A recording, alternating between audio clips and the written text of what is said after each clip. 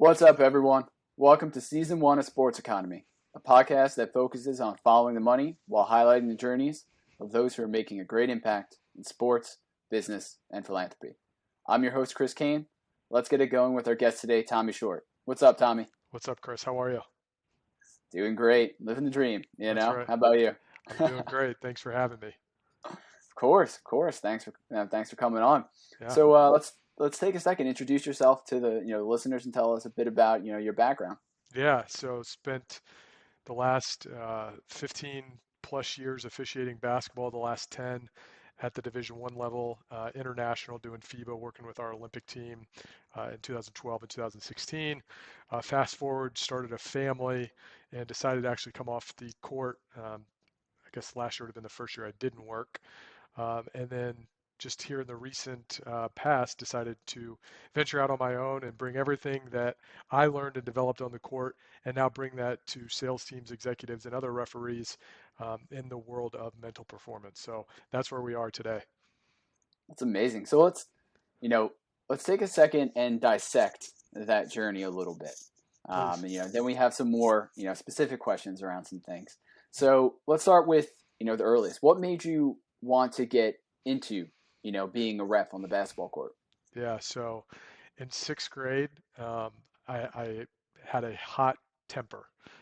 Proud to say I led the league in sixth grade. What are you, 12 years old, 13, with the most Yep. technicals, right? But I always appreciated the referees at that time, Chris, that took time to talk to me, right? They weren't robots. Now, I didn't always like their response and what they said to me, but I appreciated that they came over and said, "Hey, jerk, this is what you're doing wrong," right?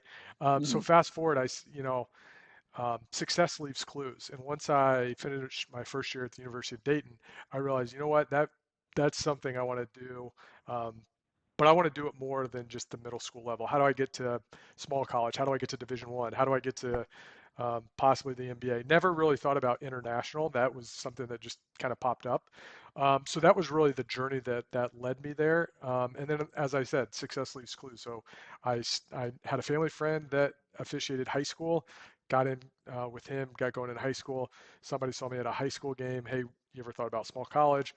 Then just started asking questions. I think that's the biggest thing that people miss out on is short of maybe curing cancer, something really phenomenal out there. There's probably a chance whatever you're looking at doing, whether it's starting a podcast, starting a business, someone's probably done it in some form or fashion. So just go start asking questions. Not everyone's going to give you the time, but you'd be surprised how many people will give you time and kind of set you down the path. Now you still have to do all the hard work, but at least start asking questions and figure out, hey, Chris is where I want to be. How do I get there? So asking questions, just being curious, and that really led me to the 10 plus year career I had at the highest level.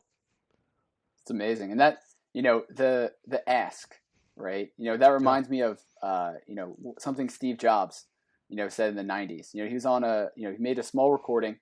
I think it was like a local news station out in California. It's not very well known. It's all up on YouTube. But one of the things he says, and it's only a couple minutes long, is that a lot of people don't get to where they want to be because they don't ask. They don't ask for help. They don't reach out because what he says is he finds that most people are willing to help as long as you ask. And so he even gives a quick anecdote saying, during that time he called up the head of Hewlett Packard, right?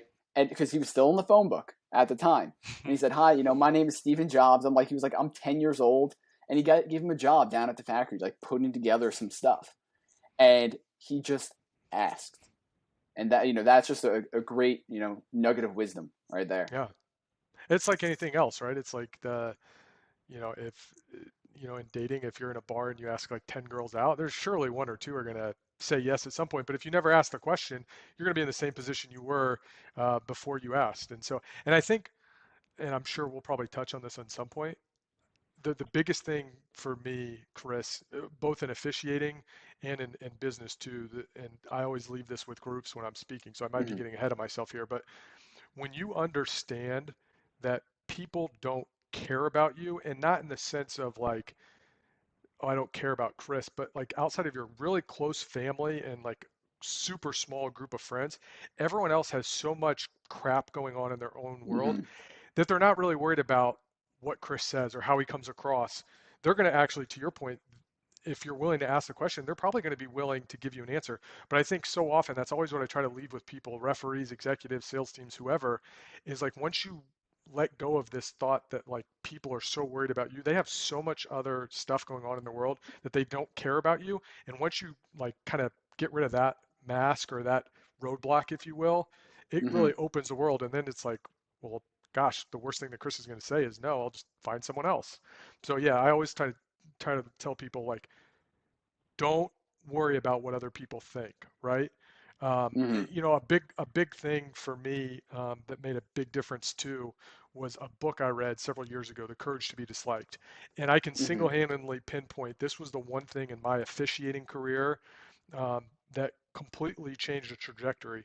When I transitioned and moved, Chris, from being liked to being respected, it completely Hmm. changed the game for me, right? Because I used to walk on the court and think, well, let's say you're the head coach. Well, I really hope Chris likes me tonight. I really want to get on his good side. You have so many other things going on in your world. I think a lot of salespeople struggle with that too. They want the prospect to like them. They want everyone to like them. Hmm. We're not in the business of being liked. I mean, that's human nature, but I'd rather have someone respect me than like me because at the end of the day, as paranoid as coaches are, the only thing they want to know is like, am I going to get a fair shake tonight? Like, is Hmm. Tommy going to just call the rules as written? Is he going to communicate with me? Is he going to, call plays on both ends? But I want that coach to respect me, not like me. And when I moved from being liked to being respected, it completely changed. Because again, when you understand that people don't care about you, it helps change that perspective as you approach your craft. 100%. Yeah. I mean, there's a lot to unpack there. It's a lot. And so from the point of being, not worrying about being liked, you take a simple anecdote just right to your point. When you get a little mustard stain on your shirt and you're walking around, for the rest of the day and you're like, oh my God, everyone in the world's noticing this little mustard stain. Nobody gives a shit.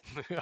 Nobody. We're all the kind of centers of our own universe, and we think it all kind of revolves around us. Even if we do have the self awareness that it doesn't, that emotion, that temporary feeling, still exists, Yeah. and the ability to separate yourself from that is quite freeing. You know, and so that brings me to another question: is how does someone get there? Right? What are those steps that someone can take, in your opinion? To go from being liked to respected. Exactly. Yeah, so a couple things. I think when you understand the biggest thing for me, and I'll start in officiating and maybe translate it Mm-hmm. back to business. So in officiating, when you understand that what a coach has to do on a daily, weekly, monthly basis. I'll never forget I was talking to Brad Stevens when he was still at Butler here in Indy because I just wanted to understand like what a coach is going through because out of my own pure frustration of them blowing up either on my missed calls or my partner. So I just wanted to get inside of a coach's head. And so he explains everything and that's kind of a story for another day. But that's a lot of problems I think I see with salespeople too, is they don't really understand the prospect or the person that they're calling on, potential client, is going through. So when I think that's the foundation, once you understand like what they're going through and what they do on a daily basis, and you listen to podcasts that they listen to, and you understand what they're reading, and you understand what they do, you're able to make this transition because I understand, right, from Brad's perspective, he's recruiting 14 to 18-year-olds. God help him. He's got to babysit 18 to 22-year-olds. No thanks. He's got Mm-hmm. all his assistant coaches that he has to line up what they're doing. He's got alumni, boosters, his AD, his president, media obligations, whoever the shoe brand is, right? So he has all these things going on in his head, and then when you understand that when he blows up or any other coach blows up during a game, it's really the catalyst for all this other crap going on in their life. And I always like to say, separate the who from the do. So the who is me, the person. The do is the officiating, what I'm doing. 99.99% of the times that a coach is yelling at me, it's the striped shirt. It was never Tommy Mm-hmm. Short as an individual. No different in sales, right? Like you get hung up on, a client says no, prospect says no. That's because they got 4 or 5 shitty calls earlier that week. So again, understanding their foundation, what they do, what their world is, right? Then you understand that you're able to separate the who from the do. It's the referee that's doing it. It's not Tommy the person.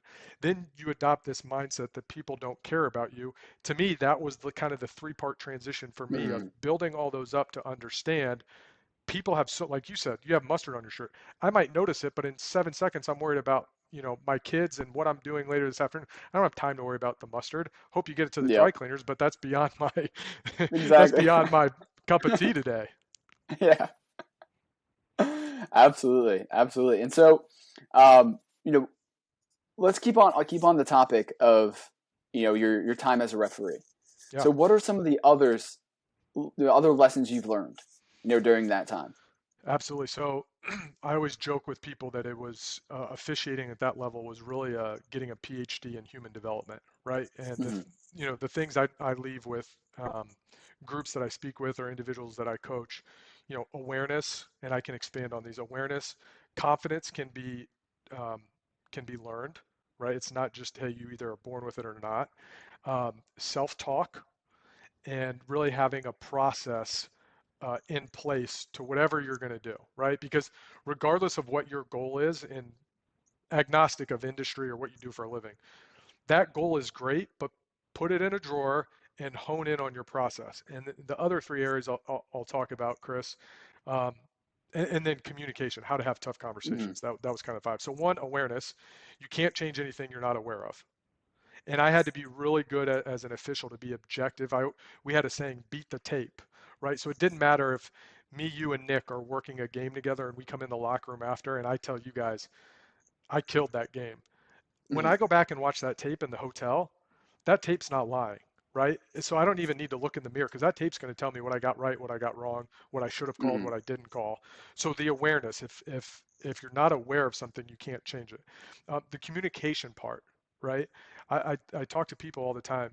There's two different ways to listen. You're listening to respond, or you're listening to understand. Now, if I'm Hmm. listening to respond, I'm waiting for Chris's lips to stop moving. I don't care what you said. I've got something loaded and I'm going to unleash on you. That's the first way. That's how I responded probably the first 8 years of my officiating career. What I transitioned to was listening to understand. Big difference. Now I'm not coming in with an agenda. There might be questions that I have or something I want to say to a coach, but I'm not coming in like guns loaded. So when you Hmm. stop speaking, I'm going to process that. And I have an acronym that I use, and it's WAIT, WAIT. And I say to myself when that person's done talking, why am I talking? And that just gives me that 3 or 4 second pause. I get to process what you say. I'm not going to come and just shoot back with some answer. And I'm actually now listening to understand a more empathetic approach. I'm not just here guns blazing. I mentioned process.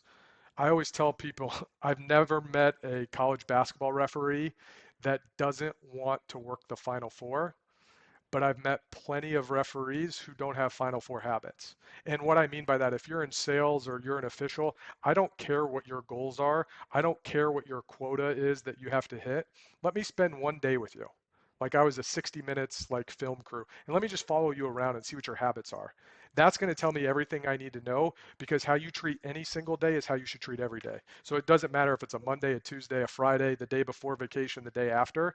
I'm going to learn a lot by your habits and your approach to every single day. And then the last thing that I'll say for your performance is, and this is the biggest thing I see with sales teams, athletes do it more and more. Salespeople and professionals struggle with this, is priming before your performance. I don't care if your performance is a one-on-one with your boss. I don't care if it's a one-on-one with someone on your leadership team. What are you doing before that to get your thoughts and emotions in the right place? Because so many people, if they're in sales, they're just picking up the phone or they're just sending emails or they're just walking into that conversation and there's no preparation. Like, can you imagine if Tom Brady or Beyonce just like walked on the field and started doing just like walked into the game or Beyonce just Yeah. walked on stage? Like, it's asinine. But in the business world and most people in general, they don't have anything to prime their performance. And so those were really kind of the five things. I probably butchered those five, but those were the big five things for me that 100% correlate from officiating now into the business world. Absolutely. I mean, kind of sum it up, you don't rise to the occasion, you fall back to your training. Amen. And, it's having that decisiveness. And, one of the other phrases, we love to say here at Chek is, don't practice till you get it right, practice till you can't get it wrong. Amen. And, it's those things and building those habits, exactly like you're saying, that do separate the people that are able to take that next leap in their journey and those that aren't or become complacent in what they're doing.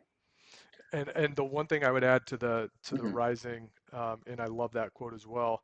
I think like in the, you know, my new company, Think Better, Perform Better. I often tell people like when you think better, you perform better. But here's the kind of play on words. When it comes time to your performance, you don't have time to think, right? Mm-hmm. And to your point about you don't rise to the occasion, you fall to your level of training. If you haven't put in the time, if you haven't put in the reps, and not till you if you're preparing a speech, you get it, you memorize it once. It's until you can give it 100 times and a sixth grader understands what you're saying and you haven't missed a beat, then that's when you've reached that level, right? So I think it's, if you haven't put in the time, don't expect when crunch time comes or you're in a tough conversation Mm-hmm. that you're magically just going to rise to Yep. the occasion. You've got to have those reps and put in that work so that when that performance does come, regardless, business, sports, doesn't matter, one-on-one meeting, you're prepared for that moment because you've thought better up until that point. Mm-hmm. Oh yeah, 100%. And so before we jump into, because I do want to talk about what you're doing with Think Better, Perform Better. Yep. Last question on your experience as a ref is you did the with college and then FIBA, Yeah. right? So what would you say is the biggest difference between officiating collegiate players and professional players? Man, this could be a whole nother podcast. Well, I would say first of all, so specifically with FIBA, right? They are so much more, I mean, it's not even close. Fundamentally sound in the basics in Europe Mm-hmm. than, and we created the game. We invented basketball, but they in Europe are like they just have the fundamentals down, right? Like in Mm-hmm. the team aspect. You go to any AU tournament today in the United States, and it's probably how it's set up, but you've got kids playing 3 or 4 games, right? If it's an open recruiting period, you've got all the coaches there. So of course they're going to play in an individual approach and how many points can I get? But that's not what coaches are looking for, but that's the system we've set up. So I would, Mm-hmm. that's the first thing that came to mind in working with international players and professional is just they don't get bored with the basics, right? Like I've got a saying, do boring better. The Mm-hmm. stuff that others see as boring, like that's the shit you've got to master. And there's a Yep. reason why you get really good at those things so that you can do the others. But so often the fundamentals, the basics are overlooked. And then, really from college to pro, I would say their mindset in general, at the collegiate level, from a preparing standpoint, they don't look at practice like some professionals do. And what I mean by that is practice is a necessary evil on their schedule, on their calendar. Mm-hmm. But from working with our Olympic team 2 different times, you start to understand that they practice a lot harder than they play. Like you get to games, and the games are just like they should be easy because you've put in Mm-hmm. the work in practice. But so often college players and even high school, they look at practice like, oh my gosh, it's almost like it's mundane to them. It's like, oh, I have to do this, right? Like you don't have to do anything. That's one of the biggest things I say, when I'm talking to teams is like, do you have to do stuff or do you get to do stuff? And it's switching from this I have to mentality to I get to mentality, whether you're in sports or business. Because if your mindset in business, right, is I have to make calls. I have to send emails. I have to insert anything, right? It becomes a chore. It becomes Mm-hmm. arduous. Like it's like, oh, I have to do this, right? When you switch to I get to, right? I get to put in time. I get to practice and be deliberate. I get to insert anything, right? Like if you've got kids, like I have to pick up my no, I get to spend 30 minutes uninterrupted with them, right? Like so it's switching this mentality of I have to I get to, and how do you approach your craft? That can mean all the difference in the world. Oh yeah. I mean, I think the underlying, term would be a gratitude for what you're doing. Hmm. Like I get to now spend time with my kids, Yeah. right? And Yeah. that's, you're thankful for being able to do what you know, can, to, that you have. Um, 100%. yeah. And so, what that, one of the things that you said reminds me of, my time, when I trained in MMA, 14 years, is that, and you see it in the UFC, right? These guys, they're not showing up on fight night, the big UFC events, being like, well, I hope I can go 5 rounds. Like maybe I'll last. No, they're training well over being able to last 5 rounds, so that it is as easy as it is, like, as it can be for them when they Mm-hmm. step in. Yeah. So it's practice is something to never be overlooked in any, whether it's, athletes, business, it is pivotal to make sure that you're practicing and honing your craft constantly. Of course, along that point, there's two questions that I always, I was working with a sports psychologist a couple of years ago, and I now ask this to anyone, both in sports or in business, right? And the first is, of what you do, how much would you consider that mental of what you do? And I define it by awareness, self-talk, confidence, composure, focus, right? Those are kind of the five that I fall back on. So when I ask people like how much would you from 0 to 100% of what you do Mm-hmm. falls into the mental category. And I'll hear anything from 60%, usually to 90%, sometimes 100%. Okay? And then, I'll go on with my presentation or talk, and then towards the end, I'll kind of bring it all home and I'm like, "Hey, at the beginning when we started this, you told me that of what you do, 60, 70, 80, 90% of what you do is mental. I'm curious, of all the training and preparation you do for your craft, how much time do you spend on your mindset or the mental development, confidence, composure, awareness?" Like it's like crickets, right? Like most Mm-hmm. people, 5%, 10%. And I'm like, wait, hey, I'm not here to tell you to do anything different. But at the outset, you told me 90% of what you do is mental. And now you're telling me of all the training and prep you do, it's maybe 10. Like, do you think there's maybe a gap? I'm not here to tell you one way Yeah. or the other, but do you think there's a gap? And then you always get the smart ass who's like 80%. So I'm like, that's freaking awesome. Like I got to know Mm-hmm. what you're doing 80% of the Yeah. time. And then you start peeling back the onion and it's like, oh, okay, maybe it's more like Yeah. 8%, not 80. Yeah. So um, yeah, it's it was eye-opening to me, and I think again it goes back to the awareness. You don't know what you don't know. Mm-hmm. So when you start to objectively ask yourself these questions, it's like, okay, I want to figure out, do I see an area of improvement, or is this just something I'm going to gloss over? Absolutely. And I mean, before I jump back to one of the other things we were just talking about is the mental aspect. Hmm. The mind controls everything, but the mind tells you the body will do. Hmm. And so I think we're finally getting to that point, whether it is in, athletics is ahead of the curve, but in business, we're now taking that focus not just on the C level that can afford to have all these coaches and stuff like that because they know the importance of keeping their mind right, but it's everyone else taking the time to go through all these exercises and using and building up their tool belt Hmm. to know how to really increase that performance. But just to circle back real quick is, speaking of the gratitude, something I know that you're doing, Yeah. say a little bird told me, Okay. um, is that you're taking the gratitude to the next level and personally mailing thank you letters Yeah. to 3 people every day. So what was the Yeah. inspiration behind doing that? I didn't come up with it myself. I heard it. I don't know if it was a podcast. Someone asked me this the other day, and I couldn't pinpoint. I don't know if it was a podcast. I don't even know if they were doing three. They might have been like three text. Maybe they were Mm-hmm. doing like three texts before 10, or they had some like kind of saying. And I was like, that's great, right? But to me, like how I was raised, like there's a lot to be said about just a handwritten thank you note. And it doesn't need to be like, hey, you bought me a car. That's so appreciative. It's just, um, hey, you did this for me, or hey, I was just, I appreciate you making a connection, or hey, I just really appreciate our friendship, and I've never really said, thank you. So for me, it forces me, right, to rewire my brain every morning. And the truth is, like, if I can't think of 3 people every day, like, shame on me, right? Like, Mm-hmm.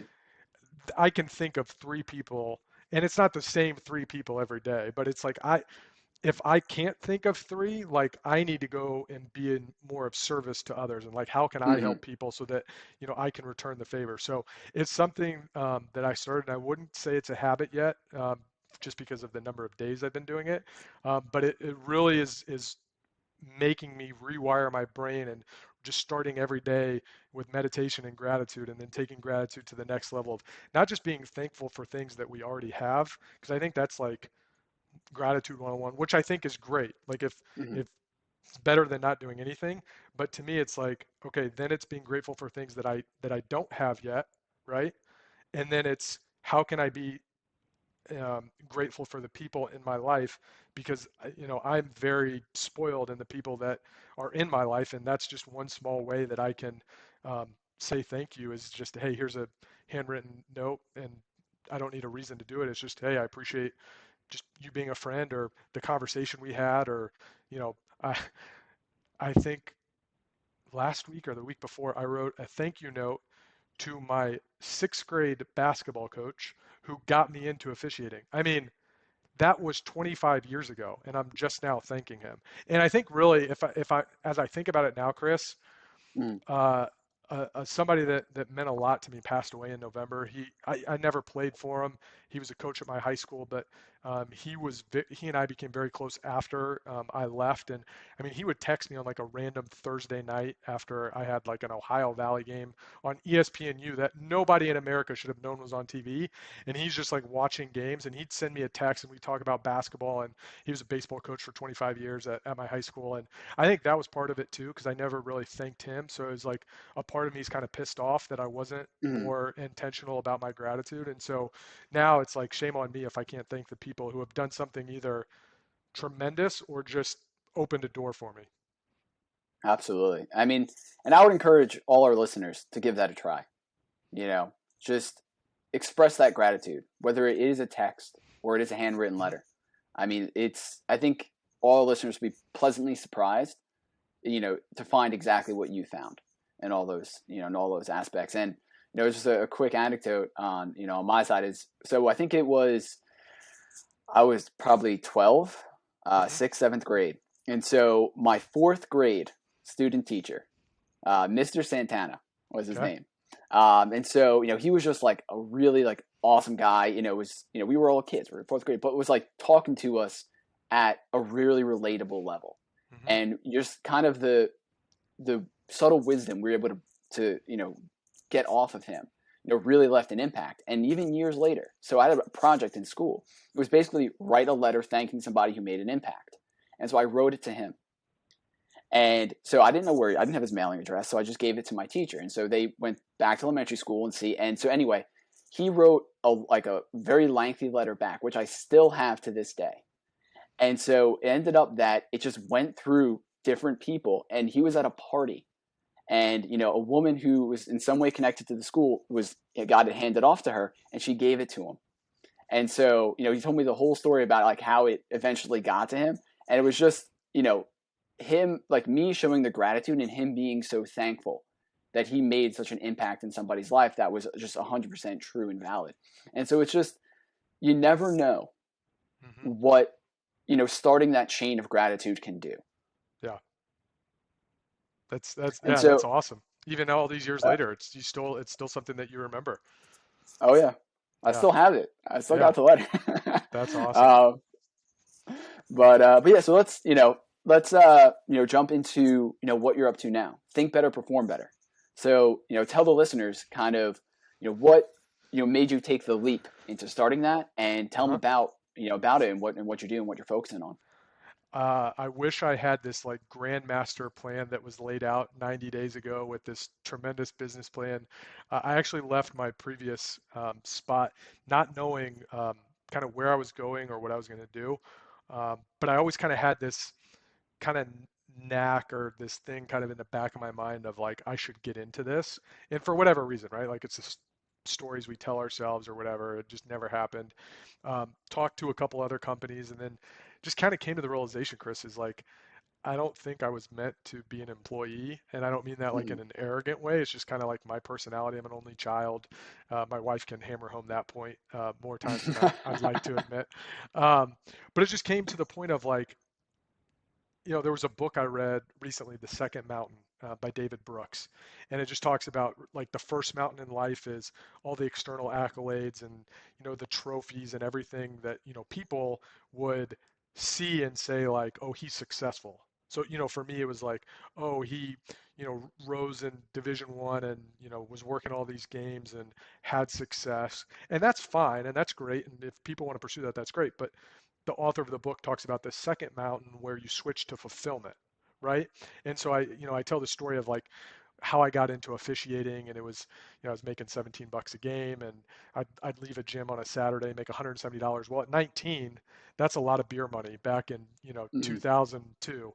Um, but anyway, it got to the point, over the last 30, 60 days, Chris, where I was like, why not me? Right? Like a lot of Mm-hmm. times we always ask these like what if questions, like what if this doesn't work out?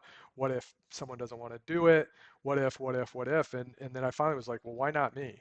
I've got unique experience from the officiating world. Everything that I now coach and speak about is 100% focused on mental performance, but it's also everything that I've tried and developed on the court.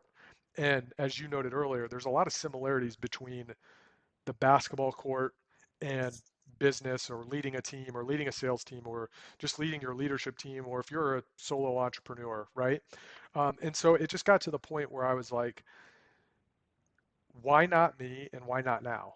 Because there's never going to be a perfect time. I realize that more than anyone else. And so, I mean, I know that I'll look back on these last kind of 30, 60 days and a year, 2 years from now and be so grateful and thankful that I did it.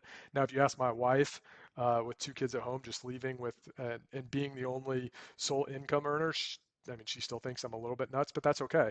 I don't, I once heard from PJ Fleck, who's the coach at Minnesota. He said he doesn't take a job unless it scares him. And I really Mm-hmm. started to like think about that, and I'm like, yeah, I mean, if I'm being honest, like there was a little bit of this that was like, okay, I've never done this before, but I've got the experience, I've got the training from what I've done. I've always had a coach personally. I know the value that a coach can bring.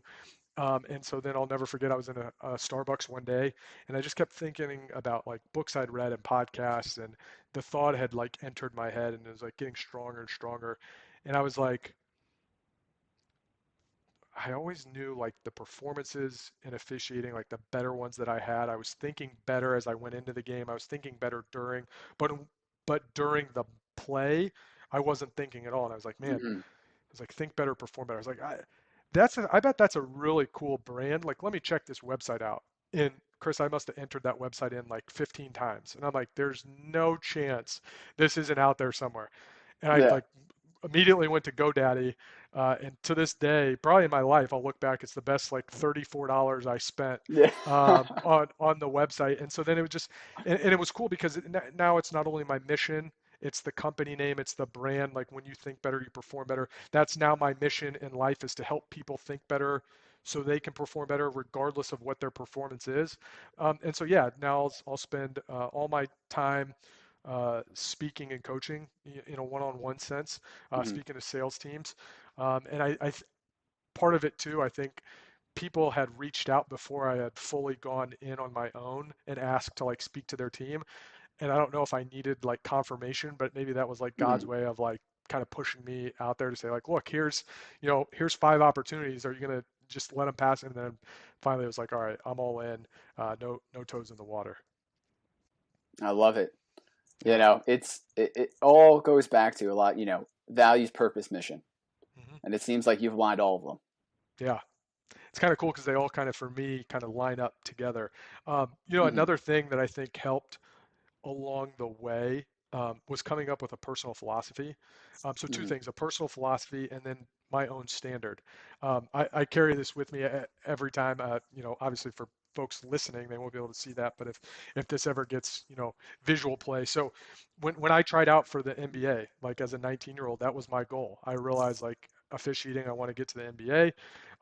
So when I tried out and again, if you're listening to this, you won't see it, but I'm holding up a jersey and it's 86. So when you get invited, now this was like 10 years ago, so I don't know if they still do it, but they send you a jersey and this package, and it's like, hey, here's you're going to wear this all weekend.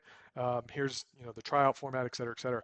Fast forward, obviously, I'm here talking to you guys. I'm not a current NBA referee, so that dream never materialized, but that's okay. So as I was objectively, especially over the last couple of years, when I look back at that, there was two things that were in my control that I did not control going into that performance: self-limiting beliefs and my preparation. And a couple of years ago, I finally decided those were two things that I would never let affect my performance going forward, regardless of what it was. Because I can control how I talk to myself, and I can control how prepared I am. I know a previous guest of yours, Jed, has APE, attitude, preparation, Hmm. effort.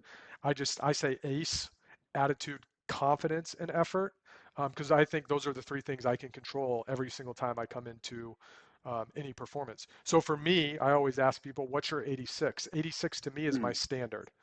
That's a baseline. I don't adjust that to anyone. I don't lower my standard. It makes some people uncomfortable, and I'm okay with that. As a Hmm. coach, my job is to make you a little bit uncomfortable, because when you get uncomfortable, that's when you grow. You're not going to grow inside of your comfort zone. So Oh that's the yeah. first thing, having a standard. And then the second thing was coming up with a personal philosophy. I had this a couple years ago, and now I wear it on my wrist. Again, I'm holding up something that your audio listeners will not hear, but if you're watching it, you'll be able to see. But if you think back to your first day at Chek, Chris, right? Or you think back to a first date, right? Like we show up different, right? Like we Hmm. we carry ourselves different. We don't have any expectations of others, and frankly, no one has expectations of us because we're the new guy or gal at the company or on the scene, so no one really cares, right? But you show up different. You go out of your way to see if anyone needs anything. You carry yourself different. So Hmm. as I was coming up with my personal philosophy, kind of going into your purpose, value, mission statement, I said, what would happen if you treated each day like the first day? Like if you really showed up intentionally every single day like it was the first day, whether it's a first date, a first day at your job, whatever it is. And then for me, the each is capitalized, and they're the four values that I personally adhere to every day. And I know if I'm hitting on those four, that it's going to set me up for success, because I can't control what happens. I can only control how I respond. So the four Hmm. values to me are empathy, authenticity, childlike, and humility. So I know that if I'm tapping into those four core, I call them my core four values, that I'm going to set myself up for success. Because again, that's back into my process. So I've got my standard that I'm not lowering. I have my kind of my North Star, my personal philosophy, and then tying all that in with the company of my bigger purpose and mission is to help you think better so you can perform better, regardless of what your performance is. I'm Amazing. fired up And so now. yeah. And so can you go into, the empathy, authenticity, but what is childlike? So can you Yeah. can you dive into like what do you mean by that? Like a curiosity, Yeah. No, I, like I just love that. a thirst for knowledge? I love that. So my wife said the same thing when I first told her about this. She's just very analytical by nature, and she's like, people won't know what childlike means, and I'm like, well, it's not their personal philosophy, so frankly, I don't give a shit. Number Exactly. one, but to me, childlike, right? Amen to that. There's studies out there like the average child. Well, I'll ask you guys. I'll ask you, Chris. The average Mhm. child, how many times do you think they smile a day? If you had to guess, Way more than me. yeah, but just uh, ballpark. 30. 400. You know how many times the Wow. average adult smiles a day? 10. 15. So I just think Wow. about I've got a 2-year-old and a 4-month-old, and so childlike to me is like number one, smile. Life's too Hmm. damn short, right? Like have a little fun. But think about a child, right? Do you know in the history of humankind, no child has ever fallen down trying to walk and just said, "Fuck it, I'm done. I'm not going to try walking." But then we Yeah. get to become adults and we give up and we stop Hmm. trying and we lose that natural curiosity. I can't tell you how many times just this morning my 2-year-old walked around and just was asking, "What's this? What are you doing? What's this?" Right? But we lose that natural curiosity. So for me, Hmm. childlike is the energy that I bring, the natural curiosity, because I think so often in a conversation, and I know this is a different setting because you're asking me the questions, but like so often we want to be interesting to people, but Mm-hmm. I always write this at the top of the paper every time I have a conversation with someone. 4 words: be interested, not interesting. And Mm-hmm. it's a reminder to me of, like, again, people don't care about you, so what do we like as humans? To talk about ourselves, right? That's why we come on Mm-hmm. podcasts as guests, because we like to talk about ourselves. So I always want to remind myself, like, be interested in someone, have that natural curiosity of, yeah, a good friend of mine once said, like, approach a conversation like you're going to invest in them or their business. Like with your own money, Mm-hmm. I bet you'd ask some different questions, right? Like you'd have some natural curiosity because you'd have a stake in the game. But so often we want to tell people about us and, hey, or hey, how great are we doing? You tell me you went Mm-hmm. to Italy. I tell you that's great. I went to Prague for 2 weeks. We're trying to one up each other. But Yep. kids don't care. First of all, they don't know. So that's kind of Mm-hmm. what childlike means. I can't wait to play this part of the episode for my wife because she's gonna be like, see, Chris doesn't even know what that means. So I'm okay with that. No, I love that though. I Yeah. mean, that's so spot on. I mean, we lose so much that, we had when we were kids, and it's so important to really regain the best parts of that. And I think, one of the questions I always ask people, when I first meet them, and you've already answered it, and then some, is what is their why? Hmm. Why do they do what they do? What gets them up in the morning?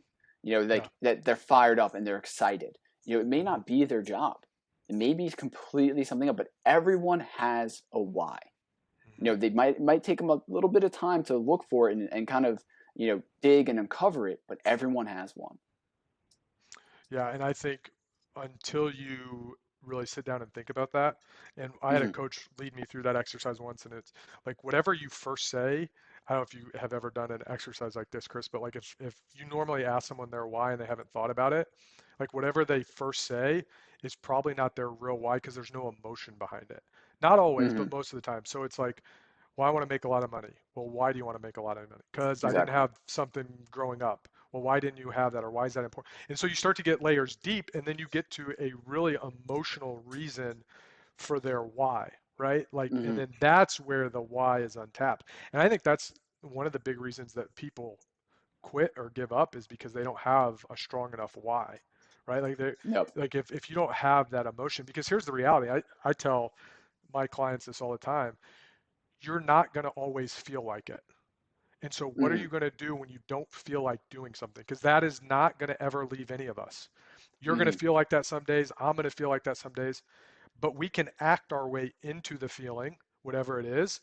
But we can also, because action cures all fears. But Yep. you have to have that self awareness that when you wake up and you don't feel like doing something, what are you tapping into? And if we don't have a deep enough why, it's going to be easy to say, well, today's Monday, I'll do it tomorrow. And I think that's one of the most dangerous words in our vocabulary is tomorrow. 100%. Yep. I read Luke Combs song. Oh, Dear really? Today. Yeah. So there's a whole Okay. song called Dear Today. All right. I'll have to It's check that about, out. yeah, yeah. It's great. Yeah. Big Luke Combs fan on the other side of the camera here. Are But are you are you a fan? And I probably don't have it on me. It's probably in the car. Are you a fan of Ryan Holiday and Stoicism? yes. Yep. Okay, so So another, Marcus Aurelius. Yeah. yeah, yeah. So another thing I have, I don't think I have it on me right now, but and this is another thing my wife's like, that's kind of morbid. So Ryan Holiday has a coin, Memento Mori, and it Hmm. translates to you could leave life right now. And that Hmm. has really helped me to frame my day and know that I'm going to tap into my personal philosophy. I am so moved into action by my why and my purpose that tomorrow's not guaranteed. I don't care about the rest. I'm going to own today and win today because at the end of the day, your biggest competition is not a competitor. Your Hmm. biggest competition is who you were yesterday. And if you don't show Yep. up better than who you were yesterday, you're no different than your competition. And so that's a reminder to me if I get unfocused during the day or I start going down a rabbit hole of like, hey, you could leave life right now. And are you okay with the legacy you have right now? And if the answer is no, get to work. Absolutely. You know, it's it's strive not to be a success, but rather to be of value to other people. Hmm. And so two things right on that topic. So, Chip Gaines, right? The kind of HGTV, Chip and Oh yeah. Joanna. So, he wrote a book called Capital Gains. I read, when it came out, I think a couple years back. And so, one of the kind of parts that stuck with me was, right on, this thread is that he tries every day to exhaust himself by the end of the day. He make sure he doesn't go to bed with any energy. Essentially, he's leaving it out. He's leaving it all out on the field every single day. And so that even if tomorrow tomorrow never comes, Hmm. he's rest assured that, hey, each and every day I give it my all. And then, the other thing is Mark Manson. So, he's big writer, has all, books, The Art of Not Giving a Fuck, Subtle Art of Not Giving a Fuck, all that kind of, stuff. But so he has one principle called the do something principle. And so, what that is say you don't feel like going to the gym, right? The gym is the big end goal, is to get your butt in the gym. Hmm. Do something. Put your gym shoes on. Get dressed. And just by that action of doing something, you're going to create that virtuous cycle and continue just now to get your butt into the gym. Yeah. I think it's I haven't read that book, but maybe it was like The Power of Habit by Charles Duhigg, and he says kind of the same thing, is like just put your clothes out, right? Like putting your shoes Mm-hmm. on is sometimes the hardest thing, because those workouts when you get to the gym are sometimes the best ones, because you didn't feel like doing it, but then you get there and you're like, all right, that was the hardest part. Now I'm here. I'm not Exactly. gonna not finish. So yeah, sometimes the hardest part is starting. And I always say small action is better than no action, regardless of which direction it is. Absolutely. Oh, yeah. And so what I was going to say is with just lost my train of thought, honestly. But It um, happens. I know, right? So one of the questions, that we ask, all our guests Hmm. is, what is one thing that you've done in your life that you would recommend our listeners do and experience in theirs, and why? What is one thing that I would recommend? I would say do something uncomfortable, however uncomfortable it is, uh, once a day, once a week.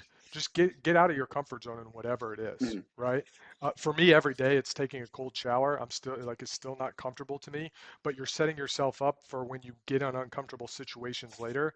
If you already have a baseline of being uncomfortable, the next thing doesn't seem as uncomfortable. Mm-hmm. So for me, that might be just kind of off the top of my head, get uncomfortable in some form or fashion, Mm-hmm. however small that might be.